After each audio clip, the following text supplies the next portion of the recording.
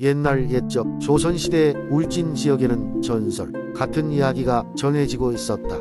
그곳에는 고요하고 아름다운 달빛 호수가 있었는데 매월 보름달이 뜨면 호수의 물이 은빛으로 빛나면서 마치 하늘과 하나가 되는 듯한 신비로운 광경을 연출하곤 했다. 이 호수에는 특별한 전설이 숨어 있었다. 울진 근처 작은 마을에 현명한 할머니가 살고 있었다. 그녀의 이름은 한씨 할머니였고 마을 사람들은 그녀를 마음 깊이 존경했다. 할머니는 신비로운 달빛 호수에 얽힌 옛날 이야기를 알고 있었다. 할머니의 증조모께서 어렸을 적부터 전해 내려오던 이야기였다고 한다. 한 번은 보름달이 가장 밝게 빛났던 어느 밤 한씨 할머니는 과거의 이야기를 꺼내들었다. 옛날에 이 호수에는 여우 정령이 살고 있었단다. 그녀는 속삭이며 말했다. 여우 정령은 인간으로 변신해 마을에서 농사를 도왔다고 해. 하지만 그 정체를 드러내지 않기 위해 해가 뜨기 전에 호수로 돌아가곤 했지. 이 정령은 마을 사람들에게 항상 관대했지만 그를 진정으로 아는 이는 없었다. 영험한 힘을 가진 여우 정령은 호수에 물을 휘저어 달빛처럼 빛나게 했고 그 호수물을 마신 사람은 병이 치유되거나 큰 행운을 얻는다는 믿음이 있었다. 하지만 그 힘의 진정한 비밀은 정령의 친절과 희생에서 비롯된 것이었다. 오랜 세월이 흐르고 이제 정말 오래된 전설이 되어버렸지만 한씨 할머니는 여전히 그 호수가 가진 신성을 믿었다. 마을에서는 때때로 누군가가 달빛 호수를 찾아가 소원을 빌기도 했고 가끔씩 놀라운 일이 벌어지기도 했다. 예를 들어 농사의 흉작이 예상되던 해에 흉작으로 돌아서거나 병에 걸렸던 누군가가 의사도 포기한 병에서 기적적으로 회복되는 일이 생겨났다. 그러던 어느 날 마을에 새로운 낯선 이가 찾아왔다. 그는 고문서 연구가로 울진의 전설을 직접 확인하고 자신의 논문에 기록하고자 했다. 그는 호수에 다가가 전해 내려오는 이야기를 들었고 여러 자료를 조사했다. 그의 이름은 김문석이었고 그는 마을 민속을 깊게 파고들며 호수의 전설을 믿지 않았지만 점차 이야기의 진정성을 인정하게 되었다. 그는 결국 전설을 인정하며 마을 사람들과 함께 달빛 호수의 보호를 위해 노력하기 시작했다. 그는 마을 회관에 전설과 관련된 자료들을 전시하여 방문객들에게 호수의 아름다움을 알렸고 마을의 번영에 일조했다. 마을은 달빛 호수와 그 전설을 중심으로 더욱 단합하고 마을 사람들은 자신들의 전통과 문화를 자랑스럽게 여겼다. 그리하여 울진의 달빛 호수는 전설로 남아 사람들의 마음속에 영원히 빛나게 되었고 한씨 할머니의 지혜와 이야기 덕분에 마을 사람들은 호수가 주는 작은 기적들을 즐기며 행복하게 지냈다. 전설이 이어지는 동안에도 여전히 호수는 달빛 아래 은은히 빛났고 그곳을 찾는 사람들에게 신비로움을 전해주었다. 두 번째 이야기 오랜 옛날 인천의 서해 바다는 그 자체로 신비로운 마법의 바다라고 불렸습니다. 높은 파도와 함께 꿈같은 일들이 펼쳐지는 곳에선 황금 물고기의 전설이 사람들 사이에서 회자되었습니다. 황금 물고기는 바다 깊은 곳에 살며 가끔 자신을 찾아오는 인간들에게 세 가지 소원을 들어준다 했습니다. 어느 맑은 날 어린 어부 한식이는 배를 타고 바다로 나갔습니다. 한식이는 늘 바다를 사랑했고 그날도 변함없이 물고기를 낚으러 나갔습니다. 하지만 그날은 이상하게도 물고기가 잡히지 않았습니다. 밤이 되도록 바다 위에 떠 있었지만 빈손이었습니다. 실망한 한식이는 돌아가려던 찰나 물결 사이로 번뜩이는 금빛이 보였습니다. 그는 주저하지 않고 그곳으로 다가가 보았고 그제야 황금 물고기를 발견했습니다. 황금 물고기는 기다란 꼬리를 흔들며 말했습니다. 고작 여기까지 왔구나. 내게 소원을 말해보거라. 한식이는 생각했습니다. 바다에서 다음에도 또 물고기를 많이 잡고 싶어. 그가 첫 번째 소원을 말했을 때 물고기는 꼬리를 휘저으며 바다 전체에 반딧불 같은 빛을 흩뿌렸습니다. 한식이는 황홀했습니다. 다음으로 그는 마을 사람들이 행복하게 살기를 원했습니다. 황금 물고기는 다시 한번 꼬리를 흔들었고 곧 마을은 큰 풍요를 맞았습니다. 갖고자 하는 것이 풍부하여 마을에서는 굳은 일도 줄어들고 다툼도 적어졌습니다. 마지막으로 무엇을 소원할지 고민하던 한식이는 자신에게 주어진 감사함을 잊지 않기로 다짐하며 마지막 소원을 말했습니다. 매일 이 바다를 잊지 않은 모든 사람들에게 이 따뜻한 느낌을 나눠주고 싶습니다. 황금 물고기는 크고 깊은 웃음을 지으며 다시 바다로 사라졌습니다. 그 후로도 한식이의 소원은 마을의 사람들에게 계속해서 전해졌고 인천의 바다는 언제나 사람들에게 따뜻하고 풍요로운 감정만을 남겨주었습니다. 사람들은 바다를 존중했고 바다는 그들의 온화한 것이 되었습니다. 인천의 바다는 그렇게 신비로운 기억 속에 살아남아 마을의 역사로 자리 잡았고 이 이야기는 먼 후대로도 길이 전해지게 되었습니다. 세 번째 이야기. 옛날 옛적 한국의 영동 지방에는 울창한 숲이 펼쳐져 있었다. 이 숲은 사람들 사이에서 신비로운 존재들이 사는 곳으로 유명했으며 그 중에서도 가장 신비로운 것은 바로 용이었다. 사람들은 용이 이 숲 깊은 곳에 살고 있다고 믿었다. 용은 지역 주민들에게 특별한 보호자 역할을 했으며 가뭄이나 기근이 닥쳤을 때마다 용에게 기도를 올려 도움을 받곤 했다. 영동 지역의 작은 마을에 한 소년이 살고 있었다. 이름은 준수였다. 준수는 모험심이 강하고 용에 대한 이야기를 듣고 자란 터라 용을 한번 직접 만나보고 싶었다. 어느 날 준수는 숲 깊은 곳으로 모험을 떠나기로 결심했다. 준수는 가족과 친구들 몰래 숲속으로 들어갔다. 날이 어두워지기 전까지 숲을 탐험하던 준수는 어느새 방향을 잃고 말았다.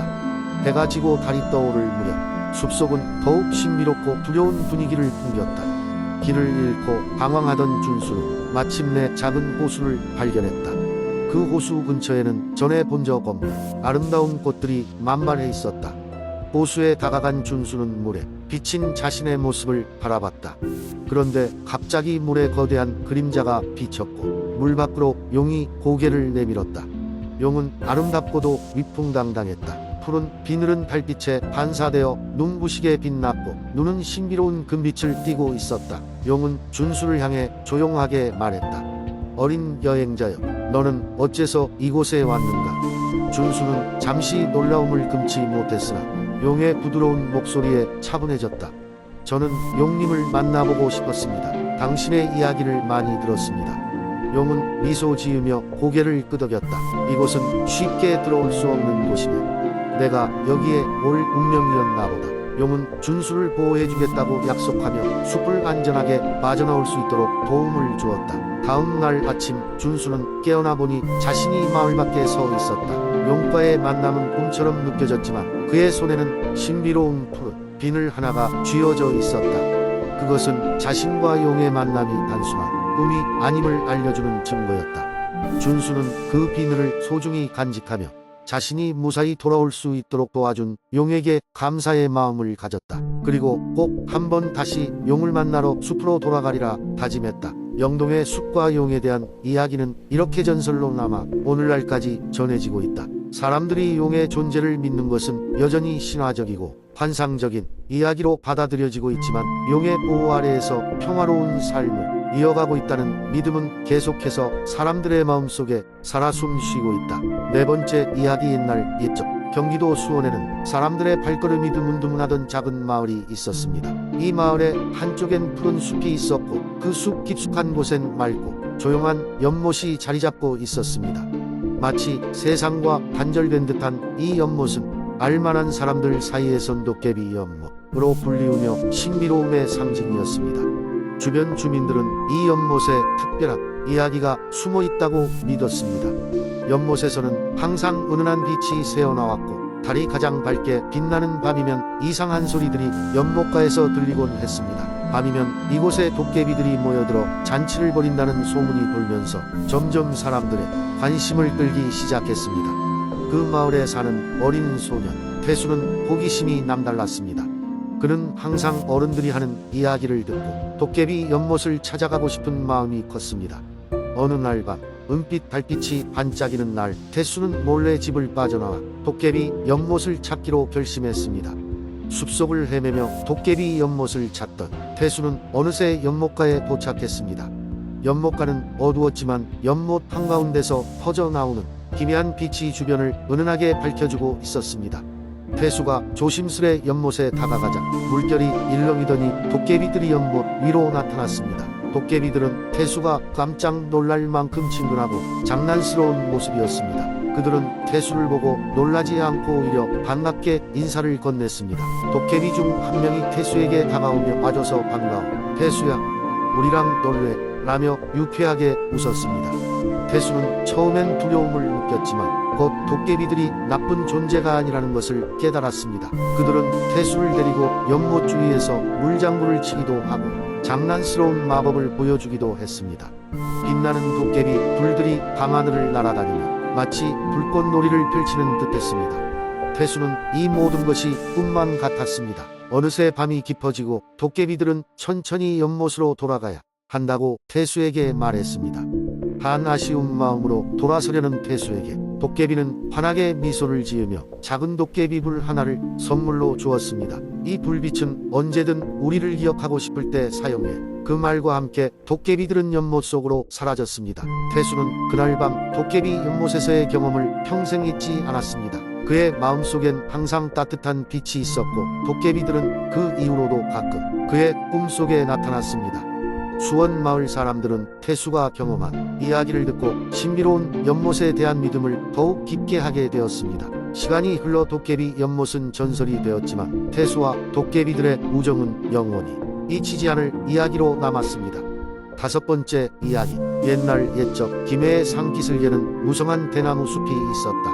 이곳은 새벽이 되면 신비로운 안개가 자욱이 깔리고 바람이 불 때마다 대나무 잎사귀들이 속삭이는 소리가 들렸다. 마을 사람들은 이 숲을 용의 숨결이라고 불렀다. 전설에 따르면 이 숲 깊은 곳에 오랜 세월을 살아온 백룡이 잠들어 있다는 이야기가 전해 내려온다. 백룡은 김해 지역을 보호하는 수호신으로 여겨졌으며 이따금씩 비현실적인 비전과 함께 마을 사람들에게 나타나곤 했다. 마을에는 실비라는 어린 소녀가 살고 있었다.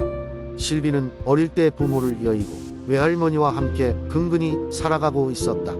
외할머니는 실비에게 늘 용의 숨결에 대한 이야기를 들려주며 용맹한 사람들은 백룡의 은혜를 받을 수 있다고 말하곤 했다. 실비는 이 이야기를 들을 때마다 백룡을 만나보고 싶다는 꿈을 꾸었다. 어느 날 마을의 원인을 알 수 없는 가뭄이 찾아왔다. 농과 밭은 말라붙기 시작했고 사람들은 걱정에 빠졌다. 이때 실비는 무언가 해야 한다는 생각에 사로잡혀 밤늦게 몰래 대나무 숲으로 들어갔다. 소녀는 숲속에 들어서자마자 한 번도 들어본 적 없는 아름답고 몽환적인 멜로디가 귀에 들려오는 듯한 느낌을 받았다.